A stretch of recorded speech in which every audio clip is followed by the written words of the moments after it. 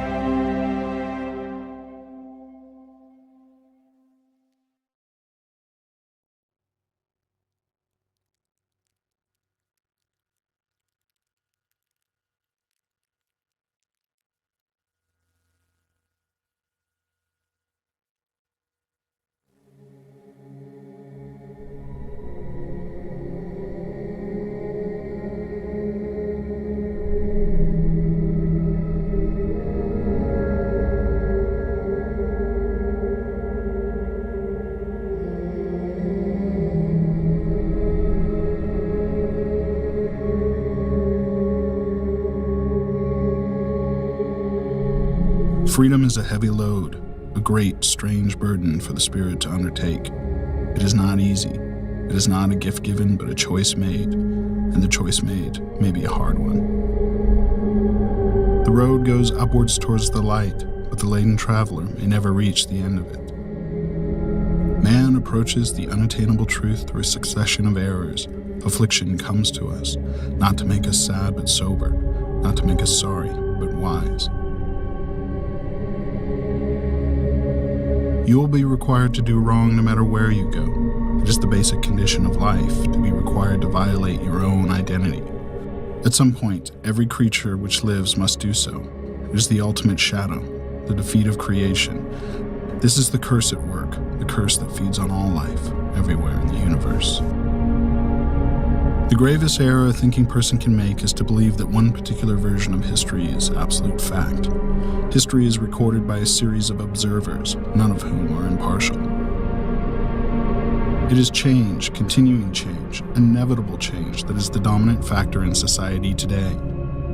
No sensible decision can be made any longer without taking into account not only the world as it is, but the world as it will be. The saddest aspect of life right now is that science gathers knowledge faster than society gathers wisdom. Each generation imagines itself to be more intelligent than the one that went before it, and wiser than the one that came after it. Man is the unnatural animal, the rebel child of nature, and more does he turn himself against the harsh and fitful hand that reared him. It doesn't matter what you do, so as long as you change something from the way it was before you touched it into something that's like you after you take your hands away. The very concept of truth is fading out of this world, and lies will pass into history. Solitude, isolation are painful things and beyond human endurance. For small creatures such as we, the vastness is bearable only through love.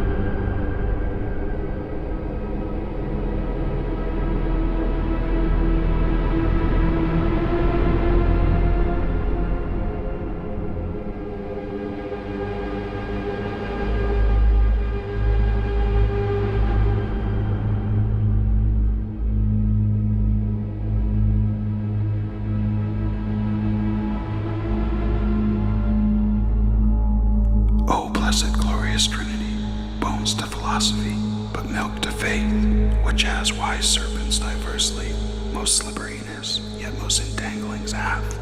As you distinguished undistinct, by power of love, knowledge be.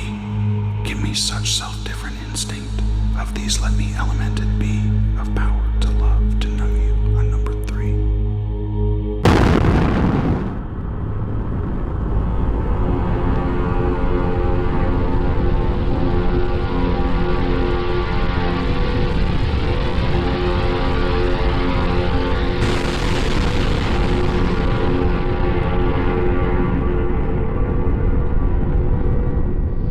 Few people laughed. Few people cried. Most people were silent. I remembered the line from the Hindu scripture, the Bhagavad Gita. Vishnu is trying to persuade the prince that he should do his duty, and to impress him takes on his multi-armed form and says, "Now I am become death, the destroyer of worlds."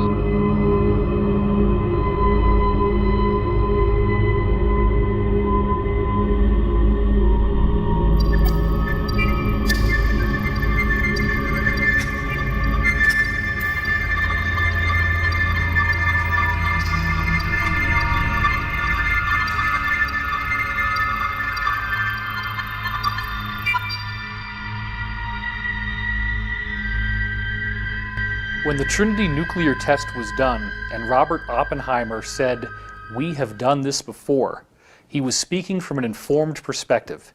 In the ancient Hindu text, the Bhagavad Gita, there is a reference to a bolt of iron charged with the light of 1,000 suns.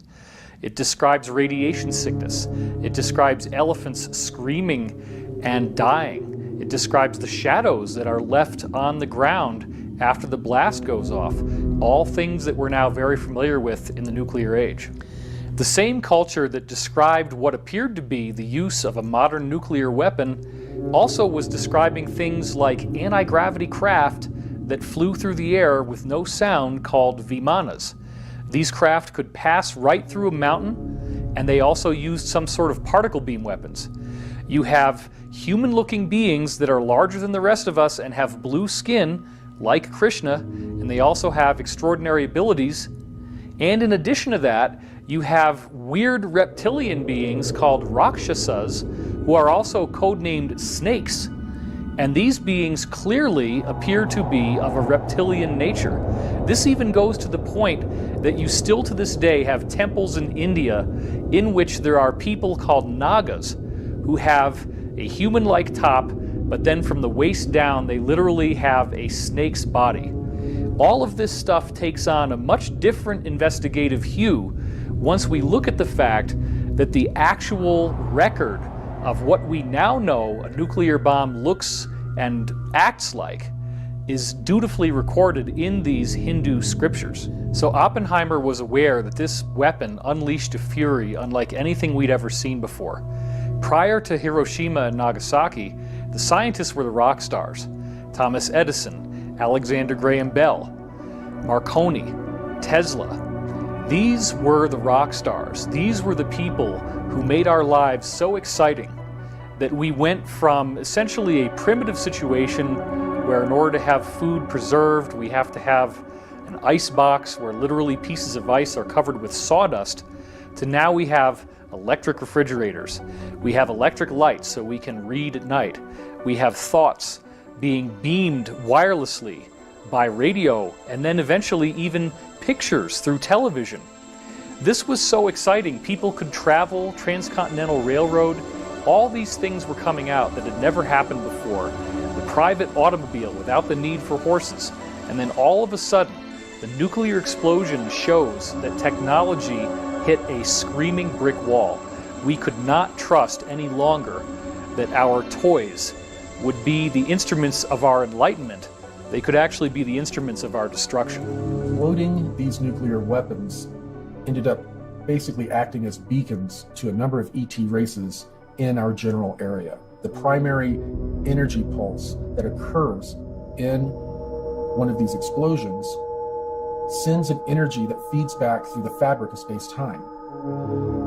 All stars, all planets are connected through electromagnetic filaments. Scientists call these connections the cosmic web. It looks like a giant spider web all throughout the cosmos.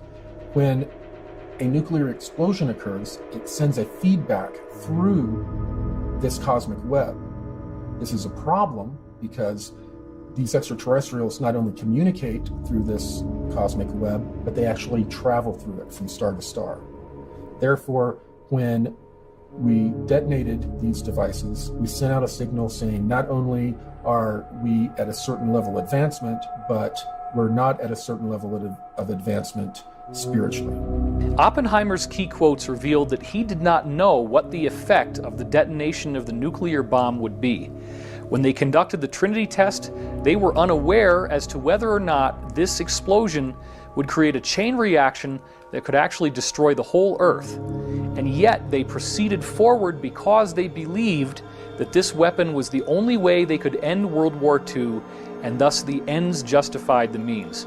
With how potent and how powerful these technologies can be, we can never expect to be able to handle them if we operate them from a low consciousness.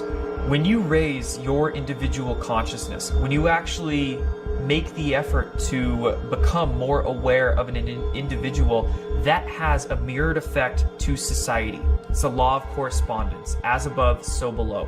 So when you become more conscious of an individual, that makes society itself raise in consciousness. And when each one of us, every single one of us, begins making ourselves more aware, society itself is going to become more aware. Multiple insiders with credible military and corporate backgrounds have said that extraterrestrial spacecraft have appeared over nuclear missile installations and have completely powered them down. First, I'd like to briefly describe the incident that I experienced in March 1967. At that time, I was a first lieutenant, U.S. Air Force, stationed at Malmstrom Air Force Base, Montana. I was trained and assigned duties as a missile launch officer for the Minuteman I intercontinental ballistic missile. We had operational control over 10 Minuteman nuclear missiles. On the evening of March 24, 1967, while my commander was on a scheduled rest break, I received the first of two phone calls. The first call was to report unidentified lighted objects flying above the facility. Well, they were hovering above the nuclear silos, and what was happening was they didn't attack the nuclear silos. All they did was shut down. Captain Robert Salas had like 8 nuclear-tipped ICBMs, and they all got shut down in rapid succession. And these systems have triple redundancy backup systems. So, and the guards up topside were with their weapons drawn with a glowing red saucer above the silo. And then the UFO then went 60 miles to the other base and shut down their nuclear missiles as well.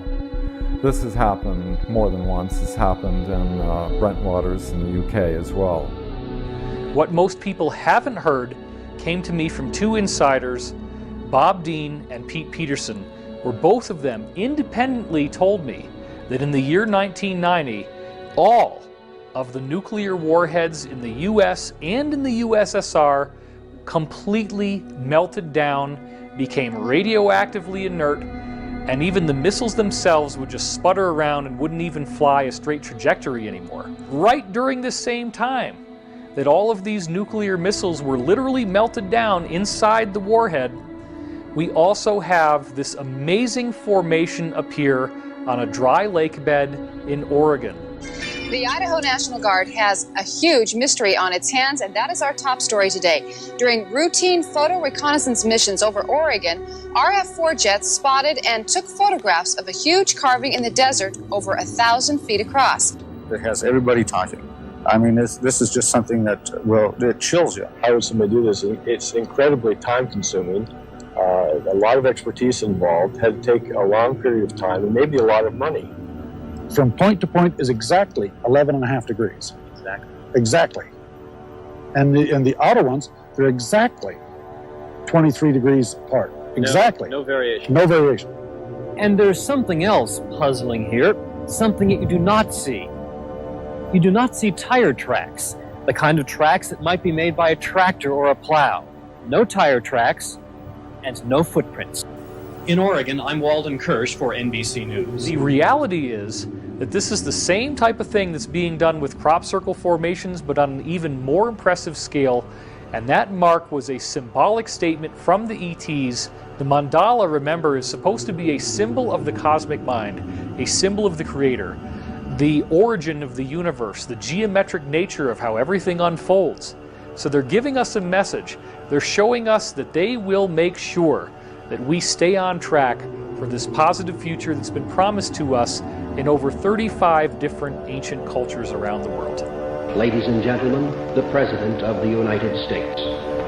Good evening, my fellow Americans.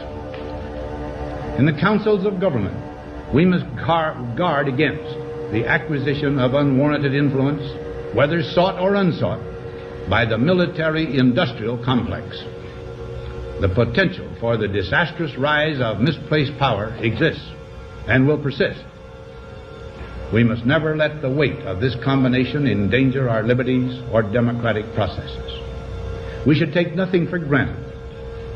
Only an alert and knowledgeable citizenry can compel the proper meshing of the huge industrial and military machinery of defense with our peaceful methods and goals, so that security and liberty may prosper together.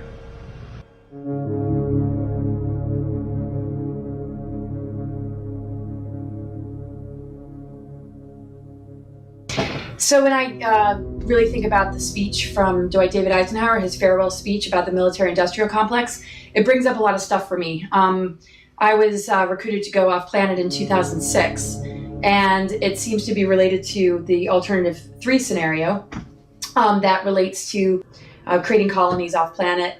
And the Mars colony was the planet that was being discussed during that time. And so when we hear about a warning like that, but we don't hear about the actual alternatives or agendas or ET government treaties and some of the things that were taking place, what was he really trying to say? There's so many layers to the military-industrial complex that we're starting to discover now.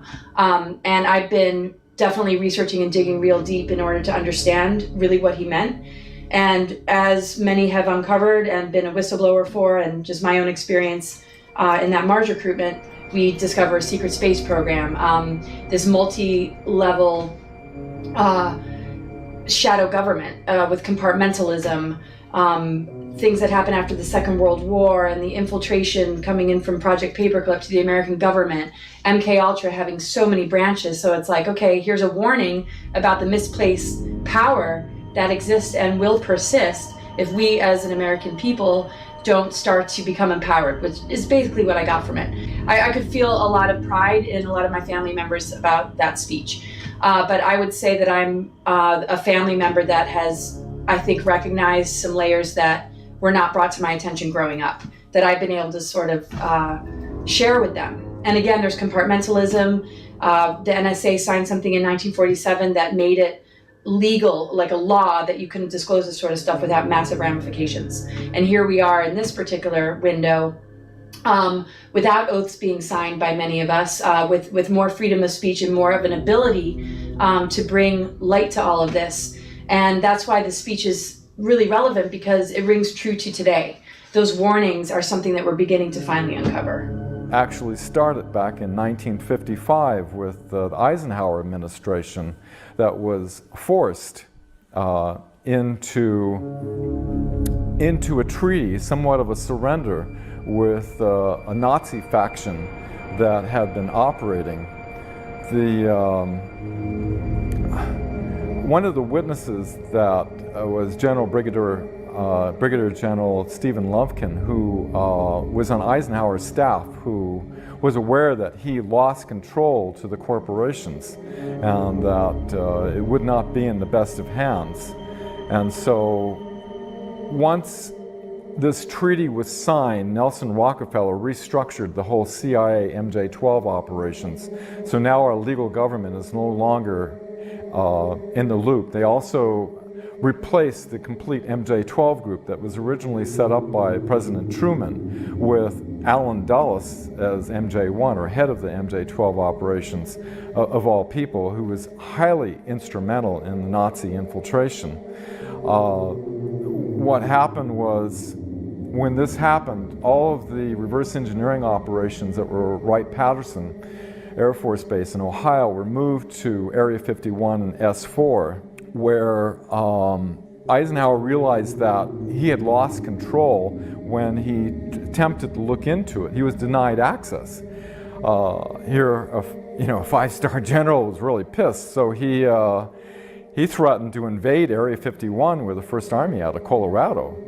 And until they allowed 2 agents to give a report of what's going on over there. And what they found was that several craft were being reverse engineered that were extraterrestrial and German origin. One of the ways that the Nazis obtained their advanced technology before World War II was through the use of a channeler called Maria Orsic.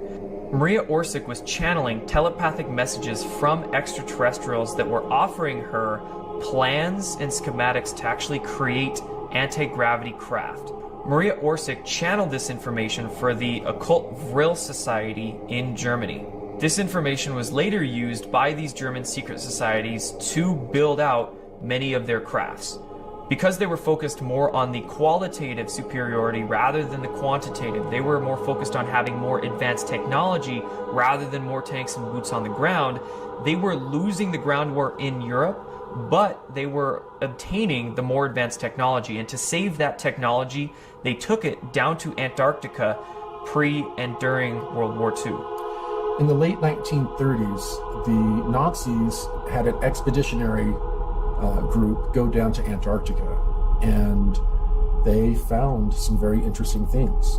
They found a region under the ice that was created by geothermal heat from volcanoes, and there would be 3 miles of ice, and a few thousand feet above ground level would have been melted by the geothermal heat. And the rest of the ice acts as an insulator, causing it sort of like an igloo effect. And the dome would grow from the heat, the geothermal heat, and it would melt and run under the ice. And that was some of what was lubricating the ice and causing it to move. But underneath these areas, they were finding perfect areas to build submarine bases.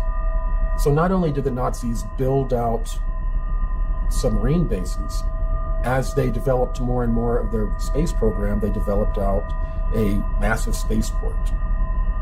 After these spaceports were developed and the Nazis had handed it over to basically the Americans began to develop more and more research and development bases in Antarctica. In the late 1950s, a treaty was signed that stated that Antarctica was only to be used for peaceful research. Well, we were basically arriving and digging giant holes under the ice in various areas and building out these giant complexes, much like I think it was called Project Iceworm back in the 1960s, where in Greenland, the United States Army Corps of Engineers was building out an ICBM base hidden under the ice. And it was very sophisticated. I'm told that they were very similar in when they were built and how they were built to the buildings that were built in this program. Companies that were given access to these R&D bases began to develop NBC testing, they called it, nuclear, biological, chemical testing, which in the programs usually translates into them working with clones, working with different chemical compounds to affect how people develop psychologically or physiologically. So a lot of very, very dark scientific programs began to be developed down in Antarctica, and indeed are going on to this very day. One of the biggest things that the cabal does not want us to know about are the existence of these R&D bases and all of the horrible crimes against humanity that are occurring on these R&D bases. On December 9th, 2015, William Tompkins released his epic book, Selected by Extraterrestrials. I became aware of it early in 2016, but it wasn't until he had conducted several interviews that he and I became friends and began speaking regularly. The story of William Tompkins is quite amazing. Here's a man who's 93 years old, and he gets hired right as he begins his military career in the Navy, working in a highly classified program for the United States government at the highest levels, where he was personally responsible for getting information from 23 different American spies who were embedded in the German secret space program, which apparently included bases in Antarctica. A single Navy operative went into Germany. This is like 1939. He didn't believe this, but there was very strange organizations and different research groups all over, not just Germany, but in the occupied countries too. And strangely enough, Germany was putting in production fantastic vehicles. They didn't have wings on these aircraft. They didn't have empennage or tails. They had landing gears. Some of them were triangular shaped. Some were rectangular shaped. Some were round shaped, like a saucer. And so he, being a spy for the Navy, found out all of these fantastic situations that were going on inside of Germany. And this is an important point. Instead of him going to his boss, coming back to the United States, he went directly to the Secretary of the Navy, Forrestal. Forrestal gets tapped on the shoulder. He gets told, don't select a Navy officer to head up these operatives. What?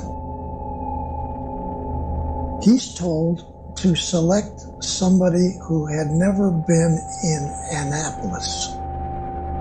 Now, almost every Navy officer, whether they're a one-star or a lieutenant commander, they've all been through Annapolis to learn how to be a Navy officer. It turns out Forrestal is told that every book in the libraries, every book in the colleges, every book in the universities, every book on this planet is misinformation. It's misinformation. So, which is initiated by the Draco reptilians as far back as 6,000 years ago. The reptilians really came into control and started to be able to manipulate what was going on the face of the planet about 6,000 to 7,000 years ago. It is true that they have different masking technologies to be able to be in a room and look like a human, but usually they're in underground bases in various places on the globe, as well as in a huge area in Antarctica. The southeast region has a large number of underground caverns that are kept extremely warm, too warm for humans, by geothermal heat. It's a perfect place for all of these colonies that the reptilians have. They're basically cities, huge cities with millions of them. So, the Secretary of the Navy selects Rick Obata. He's not even an American. He comes over here with his family. He goes to school here. He goes to the second year in high school. He leaves school. He joins the Navy as a third-class seaman, works his way up in the Navy. Now he's a commander, okay? That commander is selected by the Secretary of the Navy to head up all of these operatives, to go back into Germany and find out what's going on. Because that individual had never had misinformation given to him about every technical field on the planet. Everything we learn in the establishment-controlled education systems is specifically designed to program our minds away from the truth. Physics is wrong. Medicine is wrong. History is wrong. Everything we are taught in textbooks is mainly wrong. And this is done purposefully so we don't understand how to move our bodies, how to feed our bodies, what really happened in the past, what technology can really do these days. All of these things, if we learn them, would help us empower ourselves, would help us actually understand what's really going on with our reality.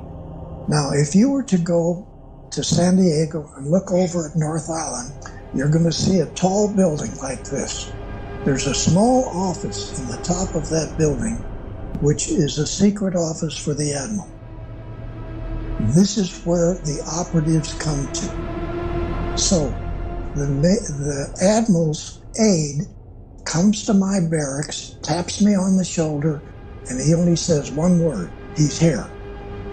We drive over to that building, we get up to the top, we go into this conference room, a small room. Admiral Riccobotta sits here, I sit here, and one of 3 other bosses that I have are all captains. So now I have 3 captains as bosses, and now a 2-star admiral. He just got another raise. Wow. He just came back from Lockheed. He just came back from Scripps Institute. He just came back from all the aircraft company. Wow. Now he's got these operatives coming in. So the operative sits on the other side of the table. He discloses to us these fantastic things that Germany is doing that make no sense. Now I have 8 girls and 3 PhDs as a group. We put together a package from what the operative brings back. Some of it is photographs. Once in a while, it's a manual, hardly any manual. A couple of manuals were not even in English, German, or any other language. They were extraterrestrial hieroglyphics. You see all of this stuff. You hear it. You understand what the Germans are doing. They didn't just get documents from the extraterrestrials. They got brand spanking new space vehicles. Here's one. Here's another one. They brought these. They take you inside. They show you how to drive it. So they put me in a secret laboratory, which is designing not flying wings like Northrop does, okay? These are just a fuselage with no wings and no tail. Half airplane, half spaceships. This is what Northrop is designing. Our first spaceships are U.S. Navy attack class submarines. We put together programs that went all the way out into the galaxy, not just this galaxy. The military-industrial complex, back when they were testing a lot of the technology that they had received from the Nazis after World War II, as well as from ETs, when they were doing proof of concept testing, they had attached this technology to a regular submarine, and then they flew it out of our atmosphere. That was the first time that they were really able to fly a vessel out of our atmosphere using electrogravitic technology. The reason that they used a submarine was, of course, because they were self-enclosed. The crews that served on them were used to serving 6 months or more away from home, having all of their supplies with them. And they had the psychology of being able to handle those tight quarters for such a long time. The technology developed to a point to where they developed the finances, this financial schemes, to begin to build out fleets of these long cigar-shaped craft. Some of them were kilometer long or longer, and they could make them longer by putting in sections. And the sections were modular, just like in modern submarines. They could take apart the fuselage and pull out sections. It could, one of these modules could be set for like 3 or 4 months as a laboratory for a bunch of different, scientific programs. And then at its next time at port, the modules are swapped out, and then it's a hospital ship. The modules are swapped out the next time, and it's a troop transport, or it's just a long-haul freighter.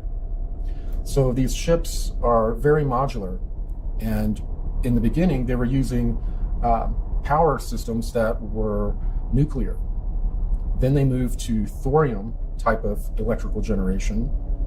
And then they moved to some sort of zero-point electrical generation. And that is what they currently use. This is totally unreal that this happened like in 1942 on this planet. Extraterrestrial come from who knows where out in the galaxy.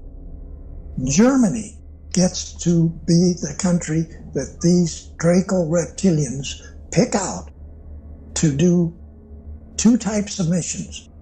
One, to remove all of the people that Hitler didn't want in his country, and every one of them around the planet. Two, to take every man, woman, and child on this planet and put them in slave factories, men, women, and children, to build and construct all these different types of Draco Navy space battle group ships. This may sound like insanity. This is what happened. He had concluded from what these insiders were telling him that the Germans had actually made treaties with a highly aggressive and highly negative reptilian humanoid race that they've called the Saurians or the Draco. This treaty involved the Nazis actually being given workable technology that is built with our own conventional systems. They use a sort of mercury turbine, a type of mercury called red mercury. And then they are actually able to leave the Earth. They had a settlement on the moon, they had a settlement on Mars, and they were doing this stuff as early as 1939, even before World War II actually started. As you can imagine, everybody was thinking he was crazy, but yet these insiders were reporting literally standing there, in which you have 8-foot tall, even 12 to 14 foot tall reptilian extraterrestrials, terrifying in appearance, they smell bad, actually advising the Germans on how to build this stuff in these various bases, including that in Antarctica. Operation High Jump was an operation commissioned in 1947 that was led by Admiral Richard Byrd. And on the public level, it was said that this was a scientific exploration. But what happened was that this operation was commissioned with 33 ships, 13 aircraft, and 5,000 men. Now, this was not a scientific exploration with that many men and that many ships. What Operation High Jump actually was commissioned for was to go down to Antarctica and basically root out the Nazi installations that they had built pre and during World War II. The DC flyover was an event that occurred over successive weekends in July of 1952 in Washington, D.C. And what had happened was that there was a mass sighting right over the Capitol building in Washington, D.C. There was many lights in the sky. Now, many people believe that this was a UFO or an extraterrestrial incident, but in fact it was not. It was German saucers, German craft that were flying over the Capitol building and essentially forcing the hand of the Americans to accept many of these Nazi scientists into their control structures. When many of these Nazi scientists came into America after World War II in Operation Paperclip, they infiltrated into basically every power structure in the United States, government, media, medical systems, basically everything. After World War II, James Forrestal went to Germany to tour many of the research facilities that the Germans had over in Europe, and John F. Kennedy actually accompanied him on those tours. Some believe that Kennedy was actually given information by Forrestal about secret space programs and the UFO phenomenon. And near the end of James Forrestal's career, he was also embroiled in many policy struggles within the United States government. He wanted to disclose the UFO phenomenon and the technologies associated with it. It was said that he committed suicide by jumping out of a high-rise hospital that he was staying in at the time of his death. But of course, many people are also believing that he was actually pushed out of the window and in fact assassinated to prevent him from working to disclose these technologies and UFO projects. They had a really troubled Eisenhower that passed over the torch over to Kennedy, before leaving his famous speech of, beware of the misplaced powers when the industrial military complex, and that only an alert, knowledgeable citizenry can protect our future liberties and freedoms. Kennedy, with his background in Office of Naval Intelligence, and documents show that he was aware all the way back to 1942 of operations happening. Kennedy had Allen Dulles as the CIA director. Finding the nefarious activities that Allen Dulles was doing, he eventually fired Dulles and was replaced with John McCone. Because Kennedy was trying to look into these activities, Allen Dulles set up an assassination directive that was revealed in what was called the Byrne Memo, one of James Jesus Angleton's memos that they were attempting to try to destroy all. One intelligence operative was able to pull it, basically saying that Lancer, or the code word for JFK, has been looking into our activities. This we must not allow. This group was working with the group that was with the Treaty of 1955. So when Kennedy put forth a top secret document to the CIA director looking into the MJ-12 and CIA operations with the extraterrestrial, he was silenced with an assassination 10 days later. Years went by. By the way, the Warren Commission, which, Kennedy's famous speech of infiltrated monolithic conspiracy and beware of the dangers of secrecy and secret societies, ironically, the Warren Commission, who said, we have a lone gunman that did this, was all made up of 33rd degree Freemasons. And afterward, the CIA put out a memorandum to its operatives to use the term conspiracy theorists for anybody questioning, and it's used today as a common ploy to discredit people who are questioning the situation. The closest we ever came to having technologies and the existence of non-terrestrials go public was actually in 1962-63. I am told through Alliance sources that President Kennedy was indeed going to make some announcements, and also make announcements that he was going to take drastic steps against some of these secret societies that were running the planet. Therefore, they worked through the CIA to have him eliminated. When he was eliminated in a very public way, the cabal came into power in a very public way. They had been controlling things very covertly up until that point, but since then, they have overtly controlled the destiny of the United States. The very word secrecy is repugnant in a free and open society, and we are, as a people, inherently and historically opposed to secret societies, to secret oaths, and to secret proceedings. We decided long ago that the dangers of excessive and unwarranted concealment of pertinent facts far outweighed the dangers which are cited to justify it. Even today, there is little value in opposing the threat of a closed society by imitating its arbitrary restrictions. And there is very grave danger that an announced need for increased security will be seized upon by those anxious to expand its meaning to the very limits of official censorship and concealment. That I do not intend to permit to the extent that it's in my control.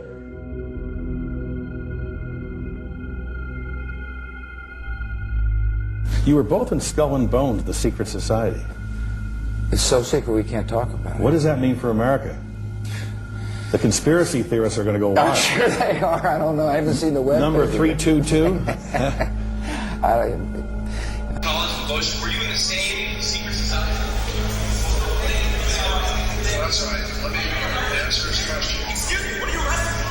Whoa. Is anybody watching this?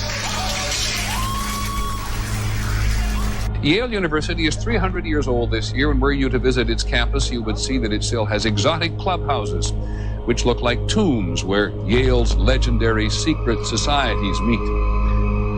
The videotape provides a grainy glimpse into what appear to be the initiation rituals of a secret society that's been around since 1832, whose members have gone on to be leaders of Wall Street and the White House, the Senate and the Supreme Court.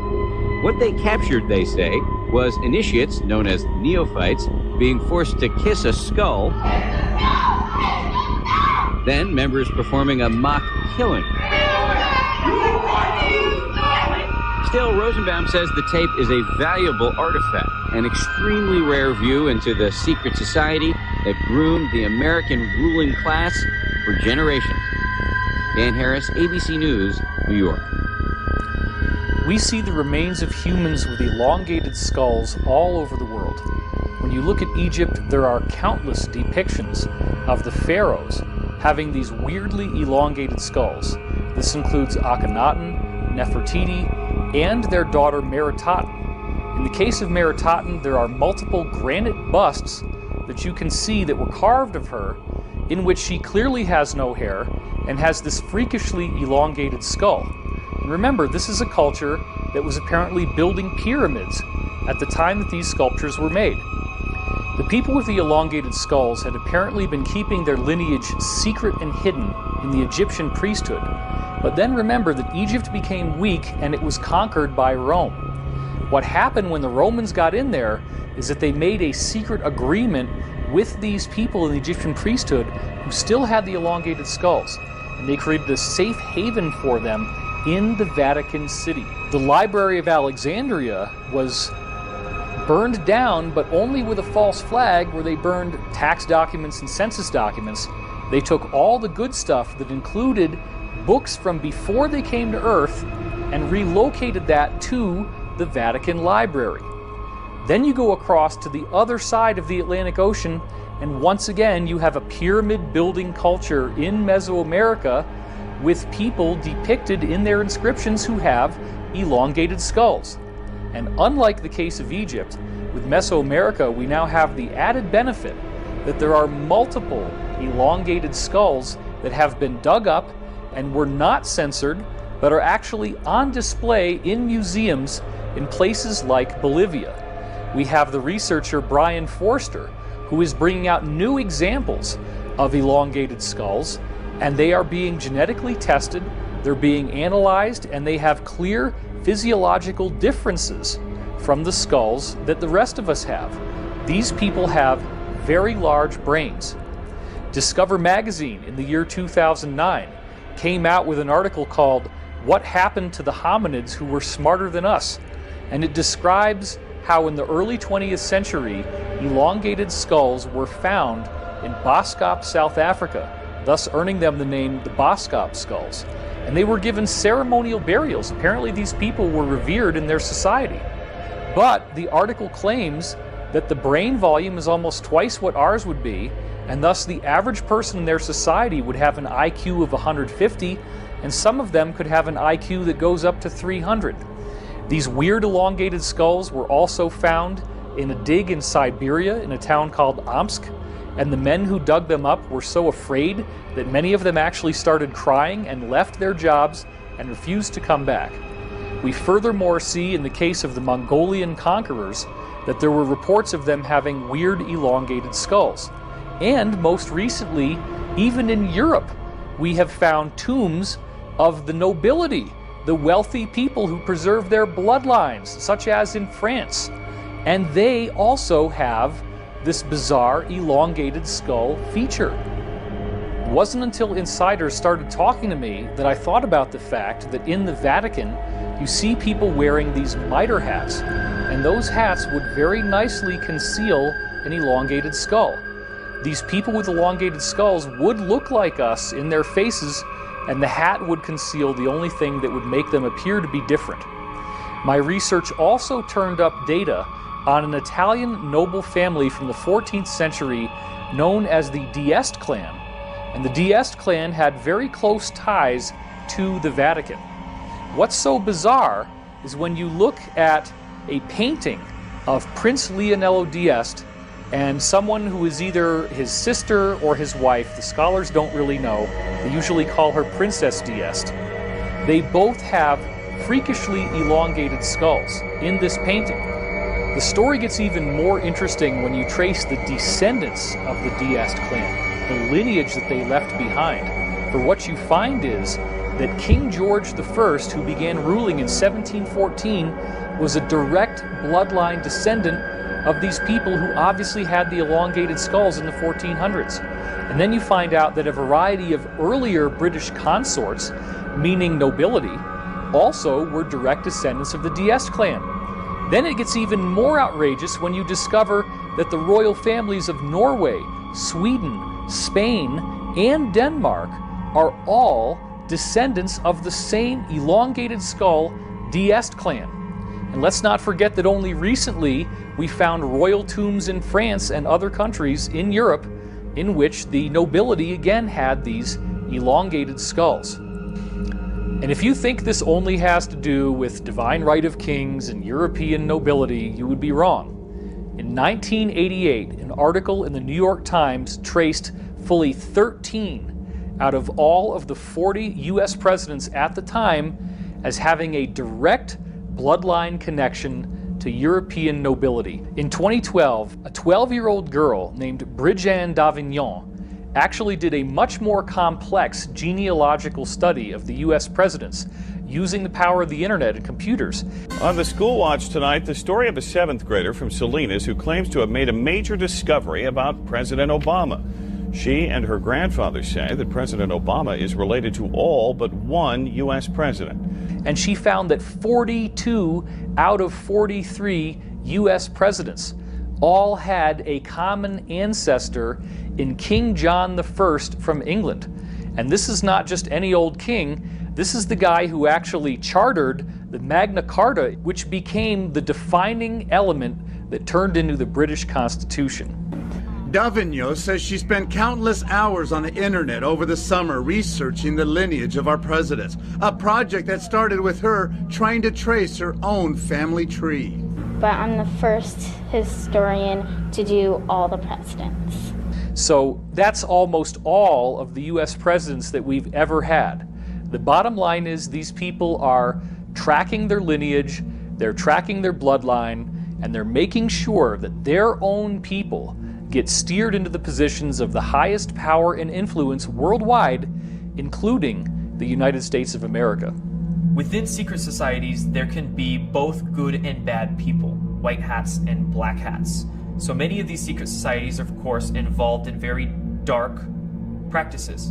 But there are also secret societies out there that are harboring knowledge and information and technology to keep it out of the hands of the deep state or the black hats or the people that would do detriment with these technologies. Some of the, I guess, very well-known elites, names I won't mention, but are on the front lobes of most watching this video, are highly involved not only in some of the slave trade aspects, but are also involved in dealing with non-terrestrials and dealing with organized crime down here on Earth and how it's related to these programs. I will tell you, Director Deutsch, as a former Los Angeles police narcotics detective, that the agency has dealt drugs throughout this country for a long time.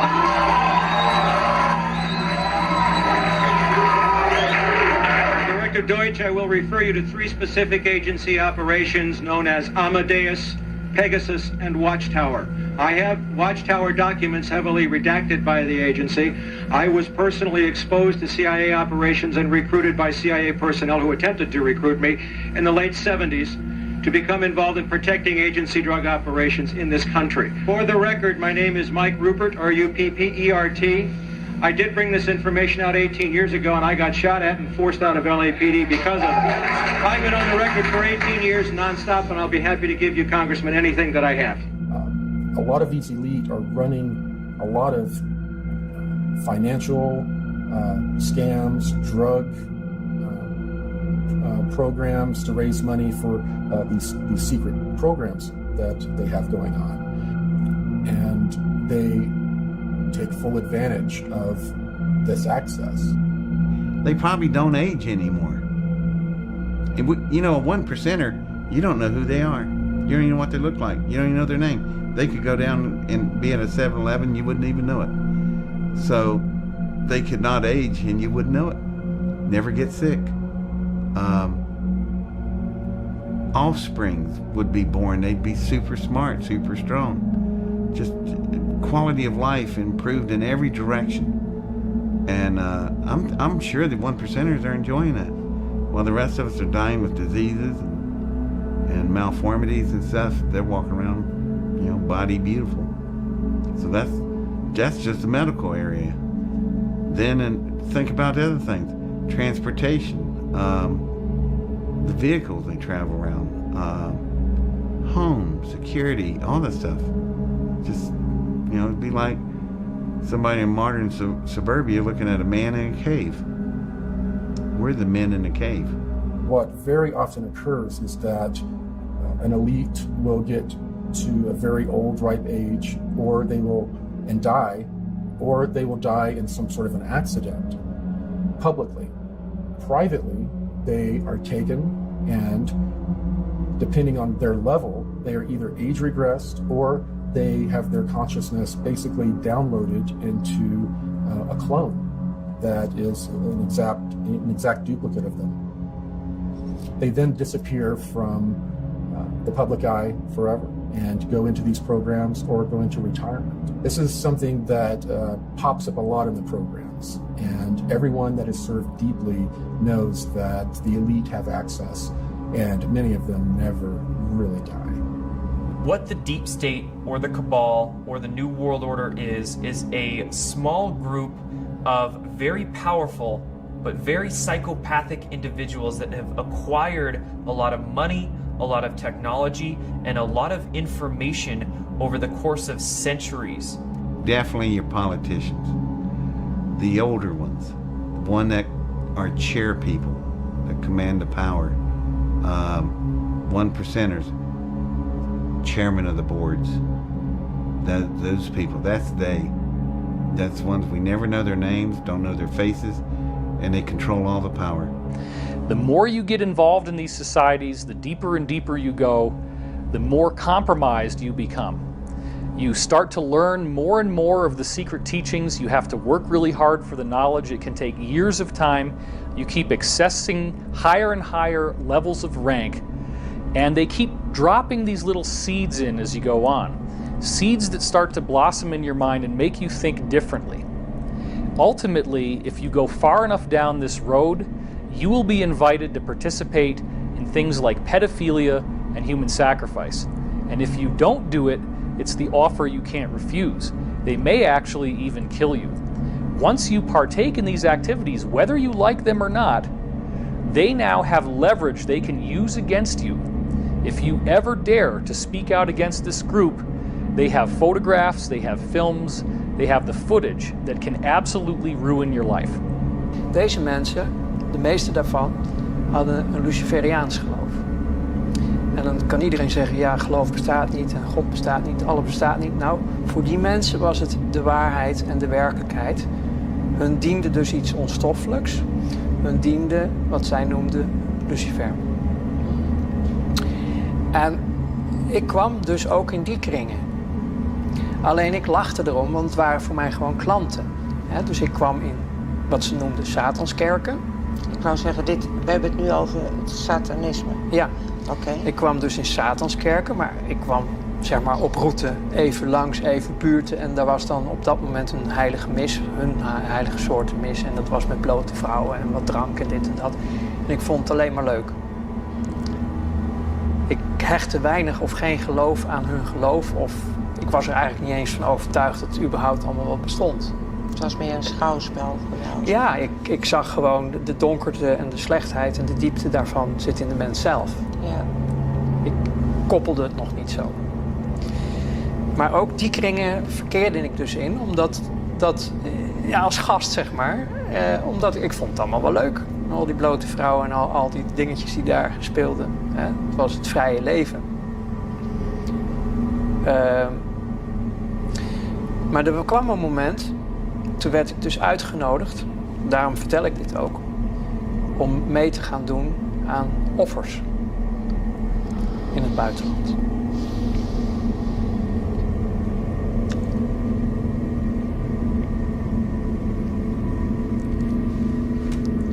Dat was het breekpunt. Kinderen. Oké. Dat werd je gevraagd. Ja, ik kon het niet.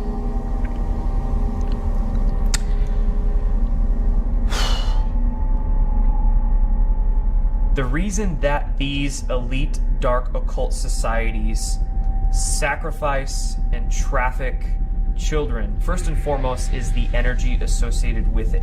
So when a human is in the state of fear and trauma, they release a energy, and this energy can be picked up by essentially negative extraterrestrial beings, negative archonic influences, and they feed off of it. They literally feed off the energetic release of fear and trauma. When these dark groups use children, because a child is not mentally programmed yet as an adult is, they are much more innocent, they're much more connected into their higher selves or into their divine, if you will. The trauma that they release is much more potent than using adults. During these ritualistic practices that the elite participate in, one of the compounds that is released in the children's body during torture, during trauma, is a compound called adrenochrome. It's released out of the adrenal gland during highly traumatized incidents, and this adrenochrome acts as essentially a drug. These secret societies that make up the deep state are nothing new. This actually spans back thousands and thousands of years, and they have always occulted this information for themselves. We need to understand what occulted actually means. Occulted just simply means hidden in Latin. It doesn't necessarily mean good or bad, it just means hidden. So these secret society groups have hidden or occulted this information for thousands and thousands of years. They've kept it to themselves, and they haven't shared it with anybody outside of their inner circles. The secret societies are really more of a front organization that they use to recruit people, and they will gradually over time find out exactly how ruthless and bloodthirsty you are. It is only as you go farther and farther into this, you become embedded with your brothers in a brotherhood, you become more and more involved, you get deeper and deeper in, that then they start hitting you with the really heavy stuff. Until we face as a society that these things are actually happening and that there is a centralized control group that is responsible for this, we will be doomed for these people to continue to exert their control over us. If we don't learn how to respect each other, then we're never going to make any progress. We need to learn from the Me Too movement and understand that there is corruption, there is rape, there is pedophilia, there is child trafficking, there is human sacrifice, there is cannibalism, and all of these things are happening because there is a hidden elite that actually uses these behaviors as part of their religious sacrament. It actually doesn't matter whether you believe that these people exist or not. The bottom line is that they are actually advertising themselves constantly. They do it in movies. There's a whole set of symbols that you can look for in movies that show their influence. They do it in video games. They do it in television shows. They do it in music videos like crazy. They do it in awards ceremonies. And it's always in your face.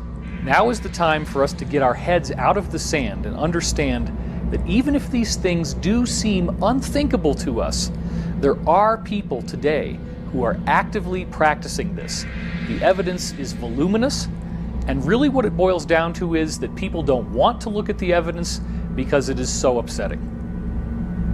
In our obsession with antagonisms of the moment, we often forget how much unites all the members of humanity. Perhaps we need some outside universal threat to make us recognize this common bound. I occasionally think how quickly our differences worldwide would vanish if we were facing an alien threat from outside this world. And yet, I ask you, is not an alien force already among us?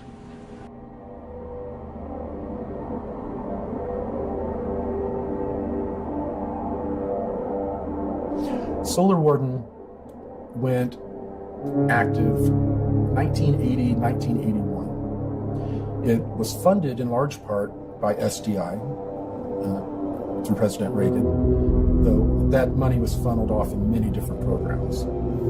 Solar Warden was developed to do exactly what its namesake says, to police our solar system. We were now able, we had the technology to prevent these interloper ET races from coming into our solar system, grabbing our people and leaving. We could now stop them. So Solar Warden was developed and began to do its job of policing the solar system. At the same time, we had the interplanetary corporate conglomerate, which is made up of all of these military-industrial complex corporations. We have all of these other programs that are developing technology at the same time and are developing much, much more advanced technologies. So advanced, in fact, that there are ET races that come here to trade for our technology.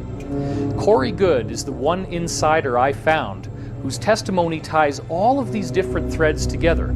I've heard Corey have knowledge of something that each of the different other insiders I've spoken to had said to me in the past. Nobody else had ever done that before, and that was fascinating because I had not put this information online. The information was proprietary. It was things that I'd heard over the course of conversations that could have gone on for many, many dozens of hours over time, spreading across about 20 years worth of my own past history. I think they chose children for these MyLab programs in several different ways. They had to profile them. They definitely used standardized testing and a few other ways to identify whether they had a skill or a talent that they needed. Then they would check out their family life. They preferred children from broken homes or from homes that were not harmonious because the children are used to getting smacked around, they're used to stressful environments, and the parents were not always as attentive as other parents. Therefore, the children were able to handle a lot more stress, and the parents may not notice, certain behavior in the kids. Well, I guess you would say a typical day, if there is a typical day in the life of a MyLab, would be your parents dropping you off at school, just like any other day, and except that day, you're pulled aside and told you're going to go on a field trip. You're in a special education class or an accelerated learning class, you're special. You're being taken off campus to go, look at dinosaurs. Well, you are taken, put in a van. Usually a person is driving that is military looking, sometimes in uniform. They would then drive us for a little over an hour to Carswell Air Force Base. We parked inside this hangar that was a motor pool, and we walked to the back, and there was an elevator. And the elevator went down quite a ways. And when we came out, we were underground in a Cold War era type bunker. That would then lead us to another set of elevators that would take us down where we would get on underground trams that would, there were trains that would take us over 500 miles per hour anywhere in the world. When we were sent to one of these locations through one of these shuttles, we would then go through, sometimes because of travel time, we would only get 45 minutes of training in, sometimes 2-3 hours of training in.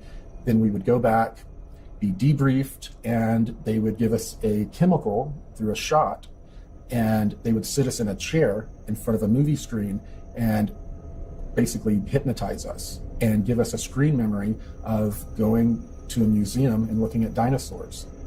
They would then put us in the same van, drive us back to school, let us out, and as our parents picked us up, we would tell them all about looking at dinosaurs. MKUltra was a program done by the CIA in the 1950s and 60s, and within MKUltra, they experimented with trauma-based mind control through the use of electroshock therapy, through the use of mind-altering drugs, through the use of even hypnotic regression and many other techniques to figure out how to control and program human beings. There was programming at bases. They use military bases because they won't have any interference when they have someone on a military base. And a lot of my programming took place on military bases. I would like to talk about the fact that there are rituals done at the military bases also, and that rituals are not a cover. The people that do the mind control are involved, and rituals are very much a part of how they do things. For example, naval intelligence members or people that are in naval intelligence are usually very involved with Ordo Templi Orientis. And that doesn't mean that everyone in naval intelligence is involved in that. But naval intelligence is responsible for a lot of overseeing of ritual activity in this country. And they are responsible for a lot of this going on. There are other organizations, other agencies involved, but naval intelligence is very involved. We were taken to some kind of facility out on the Nevada desert, and for a long time I thought it was Area 51. But there was also another underground facility at Tonopah, so either Area 51 or the Tonopah facility was taken to a medical dispensary type of place, and was sat down in a waiting room with the lights off. Everything they did seemed to be to cover memory, to make sure that if anybody did remember anything, being in a room with the lights off, you wouldn't be able to see the people clearly, things like that. I was given fatigues to wear that night, with no rank insignia, no name tags, no identifying marks of any kind. Was forbidden to speak to the other people that I was out there with, beyond what was necessary to run the test. So the situation they put us in was very isolating and very frightening, terrifying actually. And so we got to this facility, we sat down in this waiting room with the lights off, and I still see it really clearly. I could draw a picture. And one by one we had to go off to the side in this little room. Finally they called my name and I went into the little room, and it was a small room. There was a security guard in there in desert camo fatigues wearing a sidearm. He was standing at parade rest, and I was told to lay down on this stainless steel examining table that looked old, like it was maybe from the 40s or 50s. And I laid down on there fully clothed. I didn't have to take anything off. And I waited for a long time with that security guard watching me. And finally some guy in a white lab coat came in, the same door I had gone in, to the room in. And he said, "Stay calm," 3 times in this really deadpan, monotone voice. And he walked past the security guard, up the right side of the table, got up to the right side of my head, and then he had a hypodermic needle hidden in the sleeve of his lab coat, and he injected me in the side of the neck right here. And whatever the chemical was went straight to my brain. And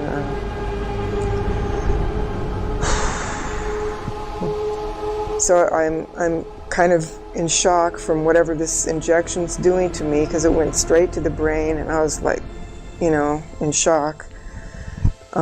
Suddenly there's 2 guys on either side of that table pulling me up by the arms and dragging me off the table and down through this doorway where there was a long flight of stairs going down.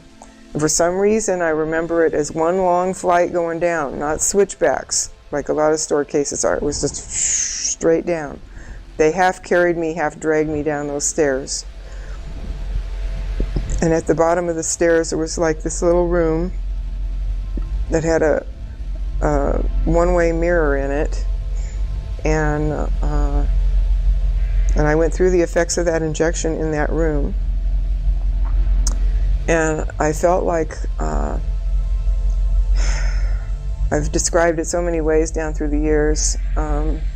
It was kind of like feeling like your body's turning to soda pop fizz or beer foam. It's just like, you know, when your leg goes to sleep and it comes back and there's all the pins and needles and tingling and everything else like that. It was like that was happening to my whole body. But super duper intense, pins and needles. And I just curled up on the floor and just screamed because it was just doing this number on me, you know.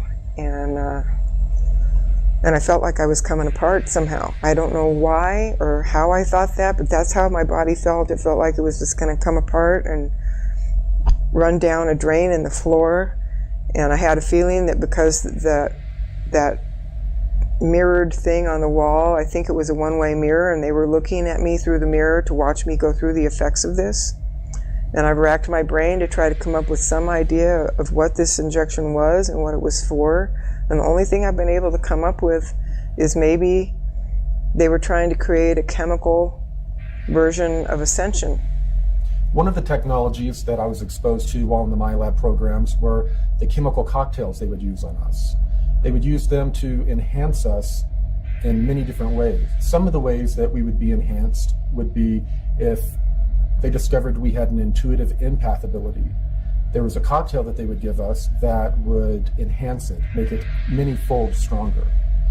They would also give cocktails to people that would have hormones in them that would make them stronger, faster, and think quicker.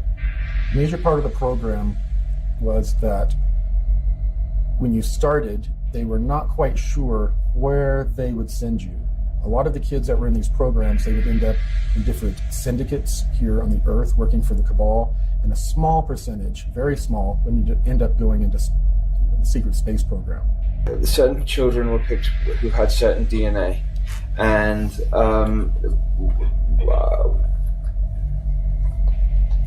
I was connected with that. And what they did was, when we were like 5 and 6 years old, they took us there, and they trained us, and we did. We learned and we trained and we did all sorts of operations when we were there. Now, when I was 5 years old, my parents moved to Los Angeles at the time, out of the blue, and I was living on Sepulveda Boulevard, and the Mars jump rooms for children were on at 999 Sepulveda Boulevard. I now know. So and I didn't know. So I had these memories before I knew that this particular information about these Mars jump rooms on Sepulveda Boulevard. It was a lot of training. So say from 5 years old to 25 years old was spent there, and I know some of the people now who are back here. But what they did then at the end of the Mars, at the end of that thing, is they used age regression technology, brought us back to 5 years old, and then placed us exactly back to where we were. The reason so few went into the secret space program was that most of the participants, almost all of the participants, are pulled from various military branches. They bring people in to the military, send them through training, testing, find out where their skills lean, and if they have the fortitude for this type of mission, and then they're invited in or drafted in, and they'll serve a 20-year term. And this is referred to as a 20 and back. And after that 20 years, they're actually age regressed and regressed back in time using the technology that was handed to us by non-terrestrials. And then they were buttoned up in time and placed back in their life. And then they finish out the rest of their military term and then return to civilian life, having no memory of serving in the secret space program. The whole point of regressing people back in time after serving in the 20 and back and wiping their memory has to do with a deal that was made with an extraterrestrial group that gave us that technology. There's a Nordic group that are engaged in a time and space battle with a reptilian group. This battle's gone on for many thousands of years. When delving into this research, some people formulate ideas that there's only good extraterrestrials here or there's only bad extraterrestrials here. But we need to understand that the law of polarity is universal. There's both good or benevolent extraterrestrials here to help us, and there's negative extraterrestrials here to essentially feed off of us and traumatize us into a state of fear. These negative extraterrestrial species involve some gray species. They also involve many reptilian species and many non-physical archonic entities that can also remotely influence and utilize much of that fear energy and traumatized energy that we release. Towards the end of my training, it started to become pretty clear that I had done very well in the intuitive empath training. I'd done very well in the rest of the general training that I was given. And I was starting to be introduced to non-terrestrial beings. So it became very obvious that I was going to be interacting with non-terrestrials, and I assumed it was going to be in an off-world environment. Little did I know that I was going to be drafted in this program when I was 16 years old. And it was during my Christmas break, between the age of 16 and 17 years old. I turned 17 in February. I was taken from my room. I was then taken to Carswell Air Force Base. I was then transported to the moon, where I sat and signed a bunch of papers that were non-disclosures, were just a big stack of papers signing my life away when I wasn't even 17 years old yet. The Lunar Operations Command is a moon base, and it was built out originally by the Germans in the late 1930s, early 1940s. While they were building this complex, they had utilized an ancient alien building that was not too terribly far away. They had found a bunch of these buildings on the moon, and they had found one of the buildings that they were able to patch up with some of the concrete they made from the local rudolith. They then were able to pressurize it and use it as a base of operations while they built out the Lunar Operation Command. After a number of years, and after Operation Paperclip, it served its purpose and integrated the Nazis into the military-industrial complex, the LOC was handed over to the Americans. When approaching the moon from Earth in an electrogravitic craft, you will find the moon will be at a distance, and then it will grow very quickly in front of you. And then the next thing you know, you are above the surface. You will then fly in the electrogravitic craft at breakneck speeds, except you don't feel inertia. You find yourself hugging maybe 90 feet, 300 feet above the lunar surface, going at incredible speeds until you reach a crater. And then you find yourself orbiting a crater. The person piloting the craft radios in requesting permission to land. You don't see anywhere to land. All of a sudden, a little haze kind of occurs, and then there's a base. It's the Lunar Operation Command. And as you fly down and over, there is a control tower where they control the air traffic. As you fly around this base to make your final approach, you see a secondary crater. And as you fly down into that crater, it's fairly deep, and you end up popping out into a lava tube section where you immediately see a giant building built into the middle of that lava tube that blocks it. And it's built kind of like the shape of a bell. And it looks like the outside of a battleship almost, the way it's built. You then fly in and land in the bay, and you're now at the Lunar Operation Command. Well, some of the testimony that's come to me over the last year in particular has been nothing short of startling in terms of the degree to which the space program, the secret space program, has expanded. I've talked to people who have said that there is and has been an ongoing extrasolar planetary colonization program that's been going on for decades and decades. I mean, to the point where one of the people who had actually gone, and this was the claim that he made, that he was on a warp-capable spacecraft that went from here to the edge of the Andromeda Galaxy in 20 minutes, and that when they got there, they located at least 8 Earth-like planets in some of the star systems along the edge of the galaxy, and 8 of those planets had human life on them. They were Earth-sized planets with sun-like stars similar to our sun, at approximately the same distances. They wound up using some kind of radio telemetry sensors to determine which ones were broadcasting in conventional radio and television signals. They found 2 planets like that, 2 of which were speaking English. And the minute I heard this, I thought, well, this is complete baloney, or this system, this whole program has been going on for a lot longer than anybody would have dreamed.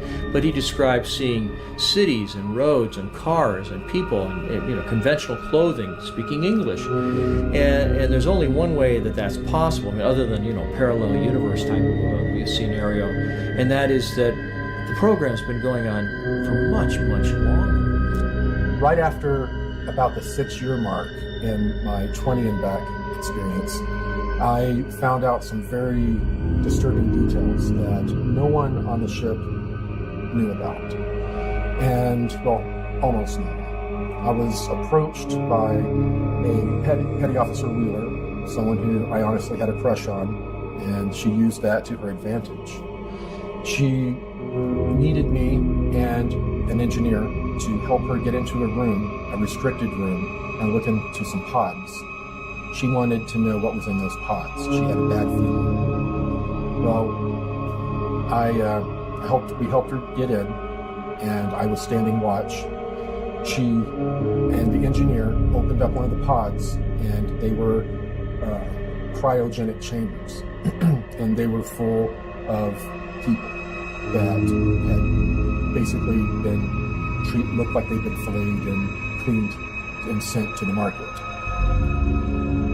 While I saw this a little bit from a distance, gas was escaping from this pod, and it overcame the petty officer and the engineer, and they collapsed. And as I was turning to run through the door I was watching through, I collapsed. After I came to in the sick bay, they had explained that the 2 others had died in the accident, and that I was being held for debriefing. I was then debriefed, told not to repeat the information to anyone else. If I wasn't a valuable intuitive empath, my fate would have been much different.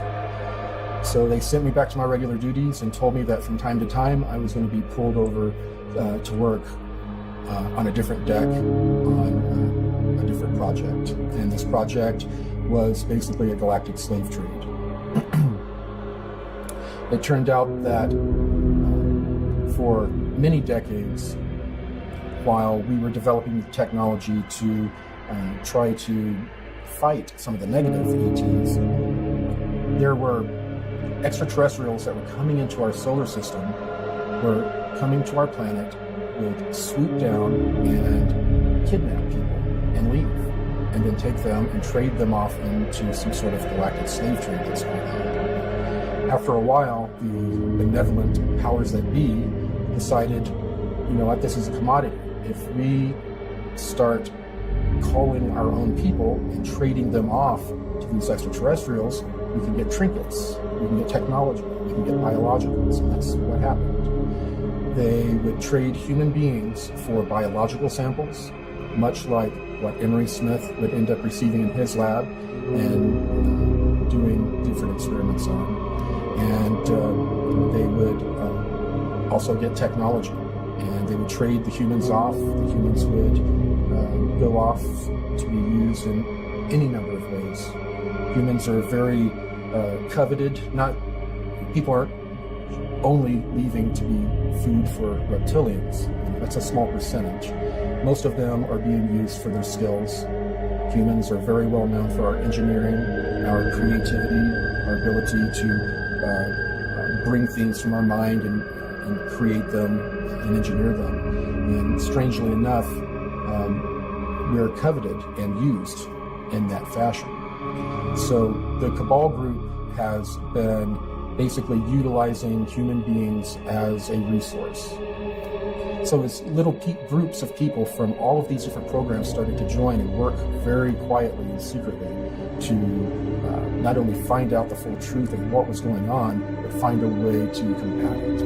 The SSP Alliance is a very small fraction of the overall secret space program or secret space programs, under 1%. So the only technology that they have is what they brought with them when they defected. It is a ragtag group that is doing their best to bring full disclosure to humanity. They don't want a slow, protracted disclosure. They want all of these technologies given to all of humanity at once, not to any one group, any one country, to everyone at once. And that is what the Secret Space Program Alliance has been working for. The collective story that these insiders have shared with me is much bigger than where the UFO community had been going up until then, and thus it has utterly revolutionized the whole basic discussion of what everyone is now talking about. Whether they agree with it or not, everyone has had to deal with the concept of the secret space program.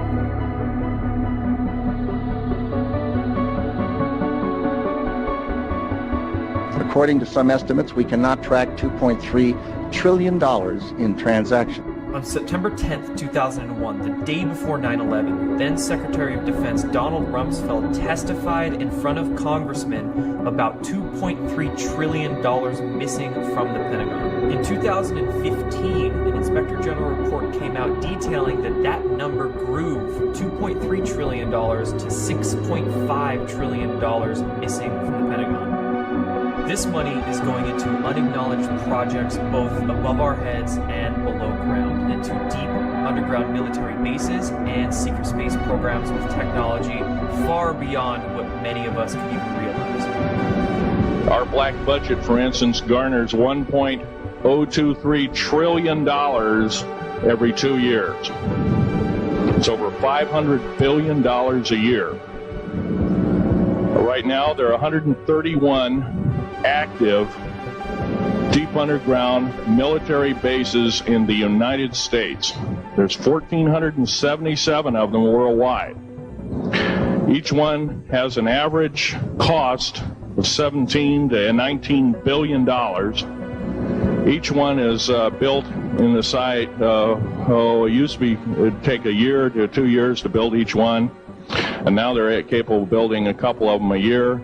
With sophisticated methods. Area 51 is only one base, one of the 131 bases. Of these 131 bases, I call Area 51 a mega base. It's got more than one base in it. It's Tonopah Test Range, Area 51, S2, S4, Groom Lake, and a host of others. Now, these are gobbling up our gross national product. Right now, we're spending 28% of the gross national product on building underground bases solely. China has built 50 different ghost cities that collectively are built to hold an estimated 64 million inhabitants. The apartment buildings, the roads, all of the infrastructure, all the plumbing, all the electrical, everything you need for a city, and there's nobody there. 50 cities, 64 million people. Now remember, China's gross domestic product is $11.2 trillion. They're not even spending a majority of their gross domestic product on these ghost cities, and yet they have the money to do it. It's only cost them a few $1 trillion. So once you start thinking about it that way, you start to see how much money $1,000 billion really is. $1 billion is a lot. If you're a billionaire, you can do anything you want.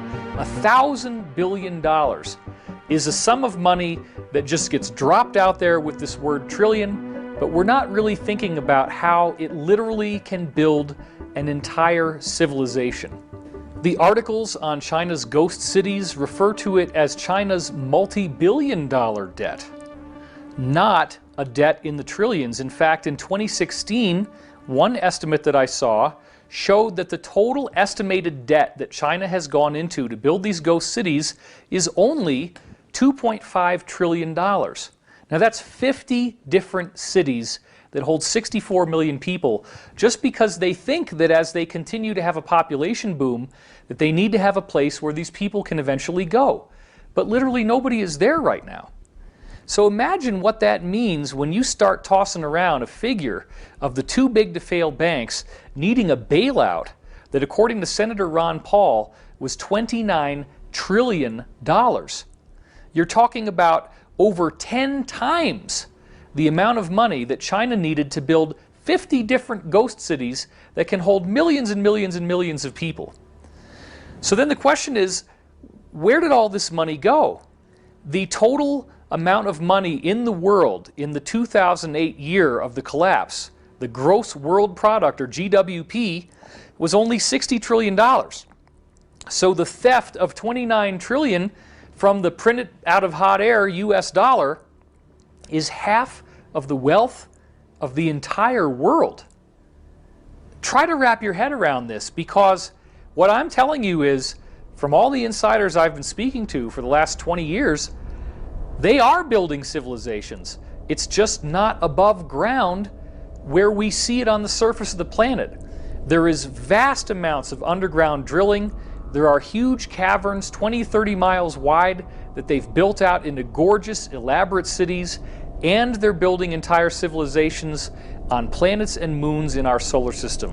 This is where the money is going. Well, I have a copy of the Inspector General Act here in front of me, and it says, among other things, that it's your responsibility to conduct and supervise audits and investigations relating to the programs and operations of your agency. That's correct. So I'm asking you if your agency has, in fact, according to Bloomberg, extended $9 trillion in credit, which, by the way, works out to $30,000 for every single man, woman, and child in this country. I'd like to know, if you're not responsible for investigating that, who is? At this point, we're conducting our lending facility project at a fairly high level and have not gotten to a specific level of detail to really be in a position to respond to your question. Have you conducted any investigation or auditing of the losses that the Federal Reserve has experienced on its lending since last September? We're still in the process of conducting that review. Until we actually, go out and gather the information, I'm not in a position to really respond to the specific question. So are you telling me that nobody at the Federal Reserve is keeping track on a regular basis of the losses that it incurs on what is now a $2 trillion portfolio? Until we actually look at the program and have the information, we are not in a position to say whether there are losses or to respond in any other way to that. Mr. Chairman, my time is up, but I have to tell you honestly, I am shocked to find out that nobody at the Federal Reserve, including the Inspector General, is keeping track of this. What's amazing is that right now we're seeing the very first audit of the Pentagon ever. And this audit could very well begin to expose the trillions and trillions, upwards of even 21 trillion, if not more money than that, begin to be exposed. And we might even find out very soon where all this money actually went. Let's go back now to the LIBOR scandal that happened in the wake of the 2008 economic collapse. LIBOR is an acronym that stands for London Interbank Offered Rate. And what we're finding is that these too big to fail banks are only appearing to be in competition with each other. The LIBOR scandal revealed that these guys are calling each other on the phone, colluding about how to rig their own interest rates so that one appears to be winning, one appears to be losing, but they're actually like branch offices of a single larger corporation. All of the apparent competition, oh, these guys' stock is going down, oh, it's a bloodbath. No. They're doing all this together. They're competing only on paper when in fact it's collusion. This is financial organized crime on such a massive scale. How can you arrest all the banks? They're too big to fail. This gets into a law that was passed in the United States in 1970 called the RICO Act, which stands for Racketeer, Influenced, and Corrupt Organizations. And that act was built to be able to take down massively organized crime. None of this really makes sense until you get back into the idea of the Federal Reserve System. Now, up until the Federal Reserve was founded in 1913, the United States essentially was in control of its own currency. This same banking cartel that we've been talking about worked behind the scenes to create a series of fake economic crises in the late 1800s and early 1900s, which caused regular Americans to have their savings wiped out. This became such a crisis that people were desperately calling for reform. And then the government comes along and says, look, we're bribed, corrupt politicians. We don't really know what we're doing. They have spokespeople saying these kinds of things in the media. Let's bring in the investors. Let's bring in the British bankers, the people who really know how to make money. They've been doing it for a long time. They're not just going to hold an office for a few years and go disappear. They are the guys who really understand how to run a financial system. So what did we do? We handed over the issuance of American currency to a private corporation of private bankers. When you see Federal Reserve note on the US dollar, that means it's printed by the Federal Reserve. The Federal Reserve, since they came into power just over a century ago, has eroded the purchasing power of the US dollar by 99%. So what was really going on there? Do you think that these investors built up the equity of the United States, made us more profitable? It's exactly the opposite. We have been living in a prolonged economic depression. They just don't call it that because the metrics that we use to measure the economy are coming from a rigged system, just like we saw with LIBOR.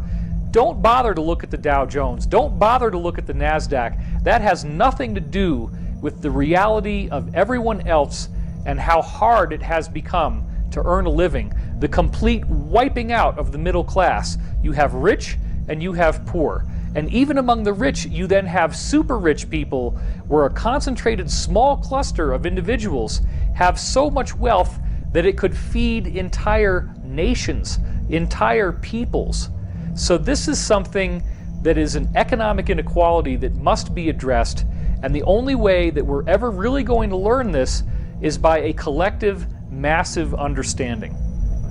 I say the elite powers in control, which is really the same as these central banking dynasties that are basically sitting over the nations. They are a form of global government, except that they are not government at all. They're just dominants. They are dominants. They are the ones that issue the orders to all the nations. As we saw clearly in 1947, after Roswell, we saw these elite powers in control issue these orders to all the nations that anything real that comes up in regards to alien visitors or UFOs must immediately be covered up at all costs, no matter what. And that was the first, that was how that wall, the embargo of truth, that Berlin Wall went up originally in 1947. And that's an example of them in action over the nations. And that's the reason why disclosure and the images that conjures up in our minds is not a real thing, really, because the nations, whether you're talking about the United States or any place else, they don't have the actual agenda of aliens to reveal. They're not on the inside of that. They really aren't. Nations just follow orders. That's all they do. And that's what they're doing now, and that's what they always do. And when you see them all doing something strange or something that seems out of the ordinary, it's because they're following the orders of the elite powers in control. We stand at the birth of a new millennium, ready to unlock the mysteries of space, to free the Earth from the miseries of disease, and to harness the energies, industries, and technologies of tomorrow. A new national pride will stir our souls, lift our sights, and heal our divisions. It's time to remember that old wisdom our soldiers will never forget. that whether we are black or brown or white, we all bleed the same red blood of patriots.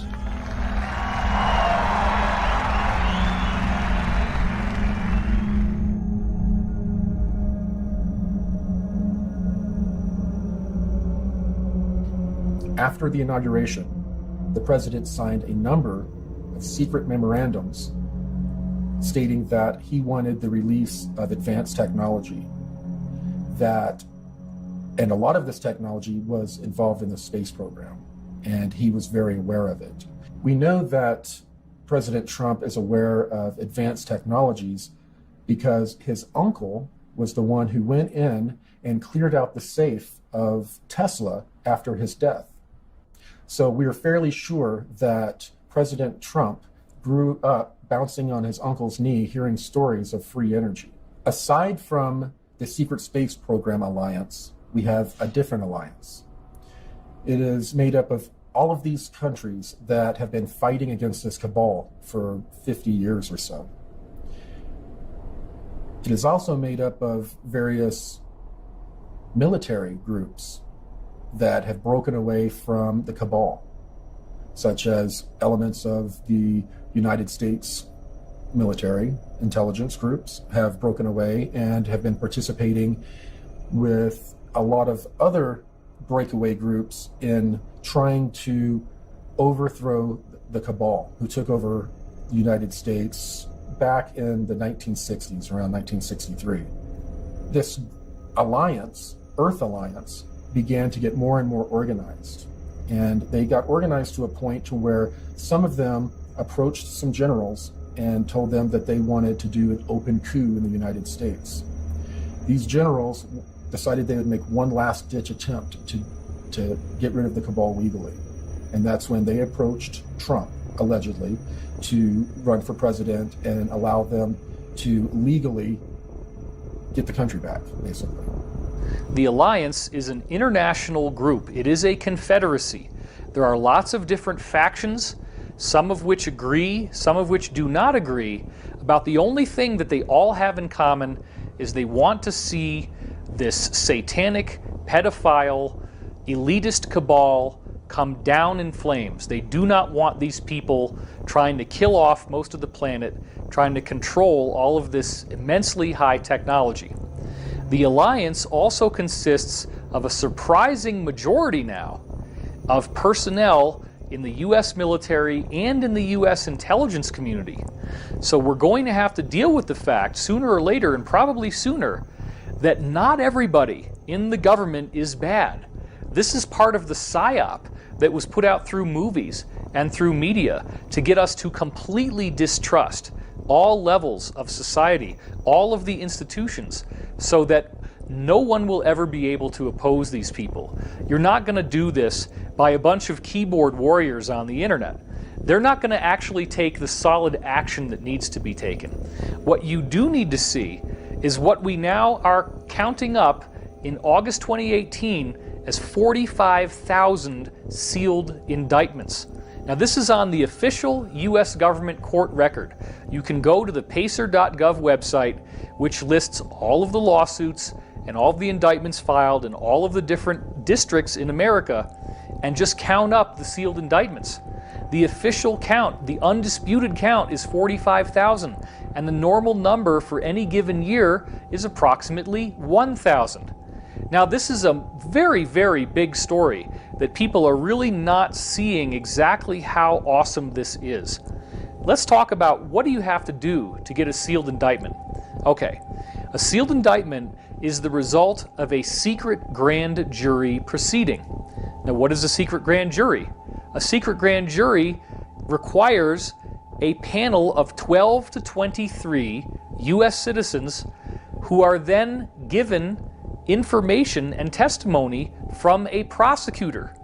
The prosecutor is prosecuting a particular individual who is not invited to the proceedings, has no idea this is going on.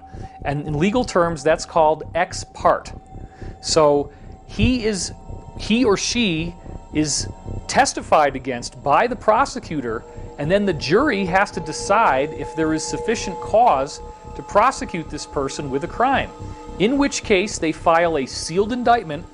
The indictment stays off the record. You don't get to know the person's name until they unseal it, at which point the person is immediately arrested. And then they get to have the regular trial by jury with a judge. But you have to understand that the prosecutor is either a federal U.S. attorney, a county district attorney, or a state attorney general. These are big, big league players. This is not some attorney that you hire in Podunk, okay? These are major players creating major indictments. And the reason why they do it this way is that they're prosecuting organized crime. Typically, that's what it is. They're prosecuting a larger ring where they can't indict one person at a time. They have to get all their ducks in a row. They have to line it all up so that when they unseal the indictments, everybody gets arrested at once, and there's no ability for them to tip each other off that something happened so that the rats can flee off of the sinking ship. They all get nailed at once. The phenomenon known as Q, or QAnon, came onto the scene at the very end of October 2017, and what essentially occurred is that a group that called themselves Q began posting on anonymous online image boards called 4chan and 8chan, and what they were posting was a lot of questions, a lot of suggestions, a lot of very interesting and intriguing data sets that essentially laid out a real-time takedown of the deep state by alliance and white hat groups behind the scenes. As the QAnon briefings recently stated, these indictments are going to be like Watergate times 1,000. We've never seen anything like this in the history of the world. Some of the most recent QAnon briefings, which our insiders have told us is coming from the alliance, have said that there are many, many figures in the controlled mainstream media who are in these indictments as well. So Harvey Weinstein is just the beginning. And isn't it interesting that when Harvey Weinstein was finally arrested, in his hand he had the biography of Elia Kazan, who was a guy in early Hollywood history who was brought in during the McCarthy investigations and sang like a songbird and ratted out many other people in Hollywood. And Weinstein has now said he is doing the same thing, and that everybody in Hollywood was doing the same stuff that he was doing. So he was upset about why he got singled out. So once these indictments become unsealed, this will be the fulfillment of the mass arrest scenario that I have been leaking on my website since 2009. The only two indictments that we've had unsealed so far involved the cult group NXIVM, the founder of NXIVM, Keith Raniere, and one of his understudies, the actress Allison Mack. These are the only two unsealed court records so far. And their unsealed indictments actually labeled child sex trafficking on them. And NXIVM has found to be a hotbed of cult activity, of ritual abuse, and of child sex abuse even. So if these are the only two records that have been unsealed so far, and they are taking down names of this caliber with charges of this caliber, we can only imagine what the rest of these unsealed indictments are going to show us. This is nothing new. It didn't start with the QAnon briefings, has nothing to do with who's president of the United States right now. This is a decades-long effort in the making, and they have tried and tried and tried in various ways to get this to work. They've had consistent failures, and now they're being much more systematic and much more methodical. It's all going to be done legally. All of the indictments are totally bona fide, and it's just that once this finally happens, it will be something we have never seen before in all of American history, a true second American Revolution. One of the things I learned as an FBI agent is not that I learned to believe in conspiracies more. What I learned to know is when I am caught up in a river of deception and everybody else around me is being taken on the same current and we're all being taken in one direction, and suddenly one guy has to stick his head up and say, this isn't right. This is all wrong. We're all just being fed garbage and we're not being told the truth.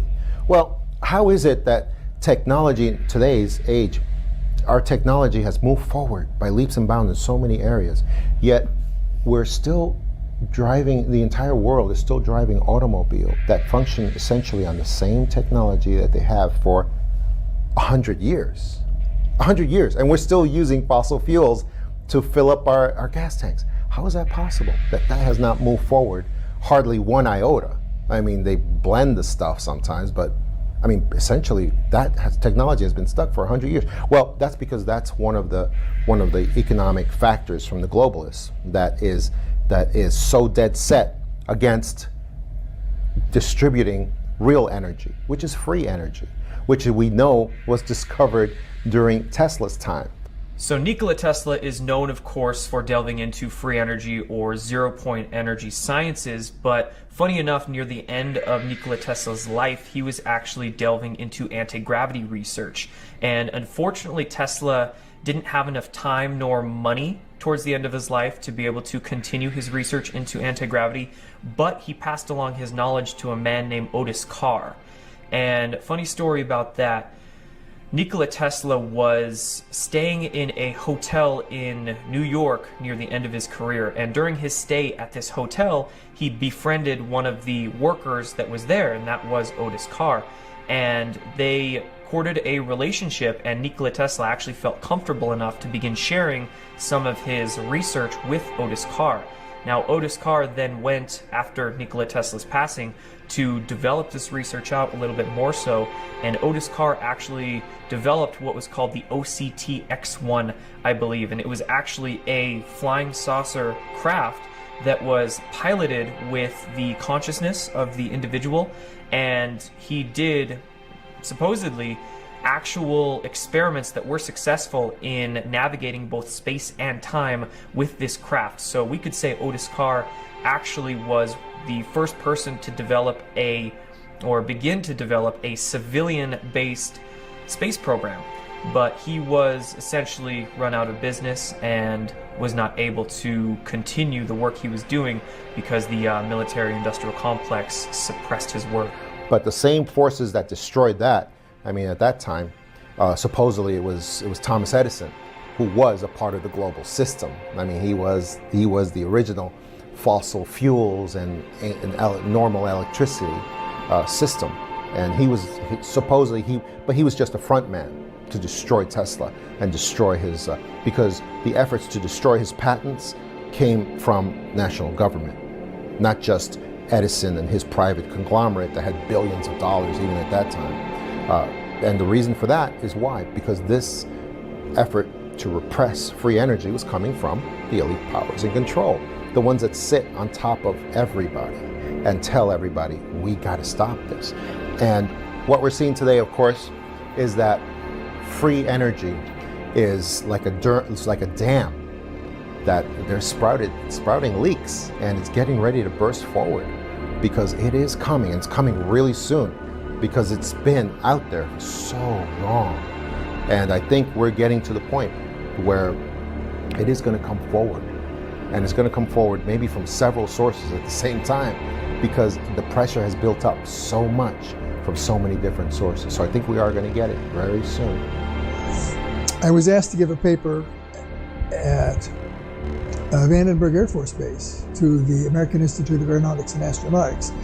And their normal request would have been, tell us how you're trying to get new business using advanced technology. In other words, that was my job, to run 250 guys with different disciplines to try to get new business. But instead, I surprised them by saying, I want to give a talk called The Giant Discoveries of Future Science. And there was a moment of silence, and okay. So I developed this talk, and in this talk, what I established was I distinguished the difference between engineering and science. Engineers being people who want to build something and make it work. They don't really care how to get there. And the scientists who want to know the, quote, truth. And I made that distinction, and then I gave examples of 10 scientific facts that are essentially established the Earth evolved by gradual processes, and that Maxwell's equations are the right answer, and Einstein's E equals mc squared, that was all good. And then I took these 10 greatest achievements by the 10 scientists and asked, what can we tell about these 10? And the interesting thing was that you could tell 3 things. Number one, not a single one of them was known in the field. Number two, every single one of them had been criticized by their peers as being stupid or charlatans. And number three, the average age was 23 when they made their discovery. So I took that thought and wrote down a list of what I thought were the 12 greatest discoveries of the future that we had to attack. And the first one was how the UFOs work. The second was time travel. Well, not time travel was towards the end, but the processes of the brain and the mind, psychic discoveries, psychokinesis, that sort of thing, and a bunch of those things were on the list. And the amazing thing is that today, in 2017, I am satisfied that my list that I said would maybe, and I give a probability of discovering these things, 20 years from now, my list was essentially already discovered, every single one, including time travel, at the time that I gave this paper. My engine's complete. I rebuilt it. I have the entire package setting and outsourced on the servers around the planet. Upon my death, the servers dump everything onto the web. And I mean everything. Blueprints, schematics, diagrams, list of materials, list of tools, list of suppliers that will help you get the tools, dimensions, 3-dimensional working models. You'll be able to any normal lab would be able to reconstruct this thing, get the same results I did. And I want that done because that will be validation of technology. But once it's built, it's not going to sit there. They're going to use it. And I expect in a year's time, once that kind of technology is dumped, they build it, they start using it, oil is reduced to a lubricant planet-wide, and that's it. That's the first step. Imagine what happens next. I don't want to be around. That's the reason it'd be a media circus, and I just not into that. So I'll just leave it behind, and y'all can play with it and do with what you want.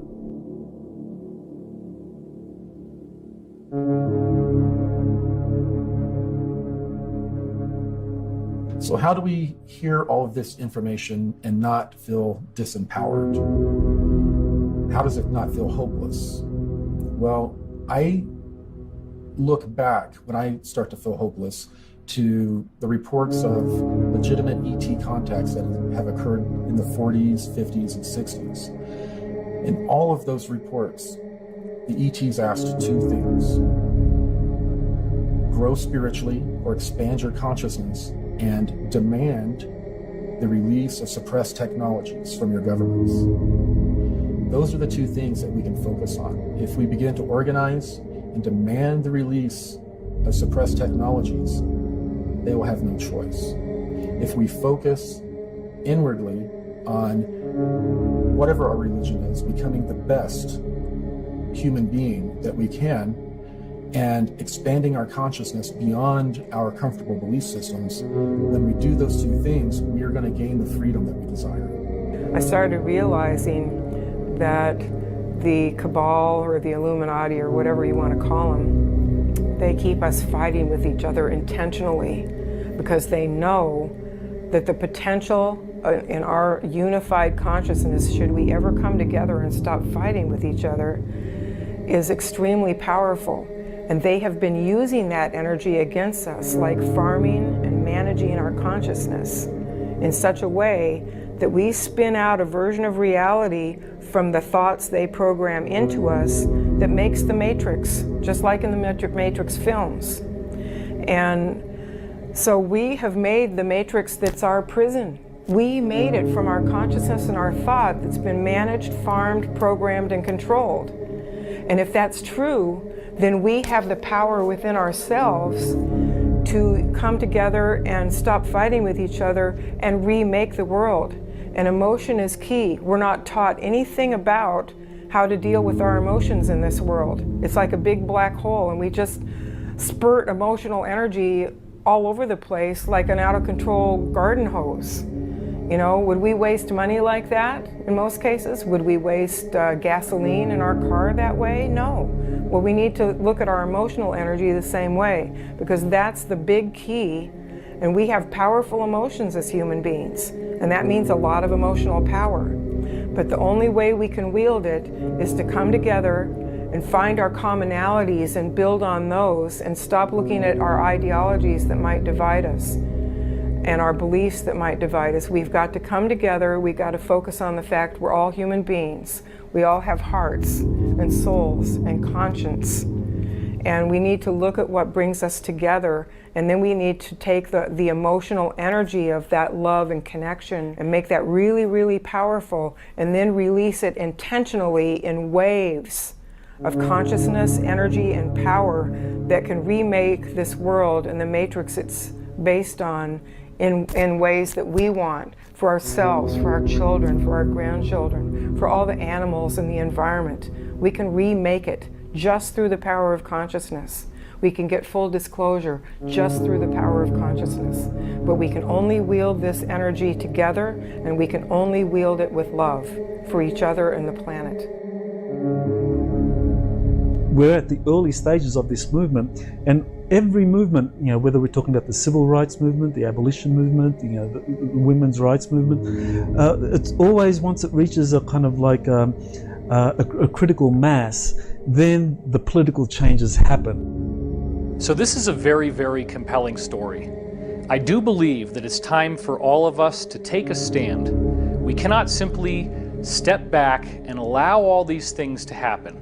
Even if we don't fully believe everything that the people in this movie and other insiders like them have been saying, it's worthy of our consideration. Can we really afford to be so ignorant as to turn our backs on this information? We don't have the time to sit around and argue about whether this information is true. The planet is dying. We have economic collapse. We have mass starvation. We have the largest mass extinction since the collapse of the dinosaurs. Our ecosphere is collapsing. We see the lack of water. We see ever-increasing global temperatures, and no one really is doing anything about it. The entrenched power structure stays the way it is. We're still burning fossil fuels. We're still not getting access to these amazing technologies. If we do get full disclosure, now the dam breaks. Now we're in a totally new reality, which very well could be the golden age that was promised to us in so many different ancient teachings and traditions. I do believe that in our lifetimes we will see the full disclosure of the so-called forbidden technology. We will become a truly galactic civilization, and we will do this with the cooperation of people in the military, people in the intelligence community, people who were working for the cabal and have decided to break away from all that, become insiders, and be the change that we want to see in the world. This film is an embodiment of that global movement. This film is the red pill that wakes you up to what's really going on in the world. They do not have the staff to fight us. The cabal is losing. We are on the winning side of history. We are moving forward step by step, and at some point this is all going to break open. So when we raise consciousness, when we come together as a group, when we create this initiative, when we define what we want, by having that be our state of mind, we are literally transforming this planet into the golden oasis that it was always supposed to be, and the breathtaking future that we have been hearing about from so many ancient traditions. Whether you want to call it ascension, the golden age, whatever it is, I do believe it's possible, and it is up to us to co-create this amazing reality. Power in defense of freedom is greater than power in behalf of tyranny and oppression, because power, real power, comes from our convictions, which produce uncompromising action. Every daring attempt to make a great change in existing conditions, every lofty vision of new possibilities for the human race has been labeled utopian. Like it or not, everything is changing. The result will be the most wonderful experience in the history of humanity or the most horrible enslavement that you can imagine. We must draw our strength from the very despair in which we have been forced to live. We were born with potential. We were born with goodness and trust. We were born with ideals and dreams. We were born with greatness. We are the universe in ecstatic motion, and it does not require many words to speak the truth. The ultimate end of all revolutionary social change is to establish the sanctity of human life, the right of every human on the planet to liberty and well-being. Do not allow yourself to get lost in the fear of change. Remember, the wound is the place where the light enters you. We are here to laugh at the odds and live our lives so well that death will tremble to take us.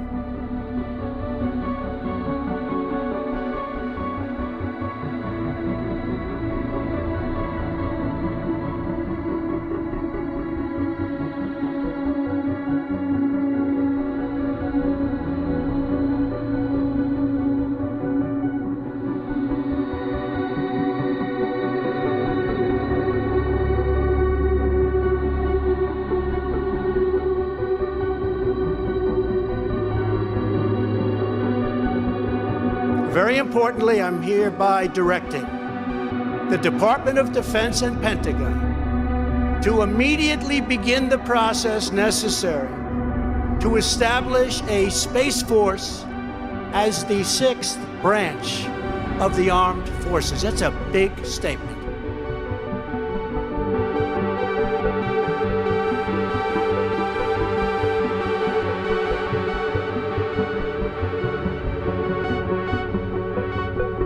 If you are willing to come forward with information regarding suppressed technologies, you can do so anonymously through secretspaceprogram.com.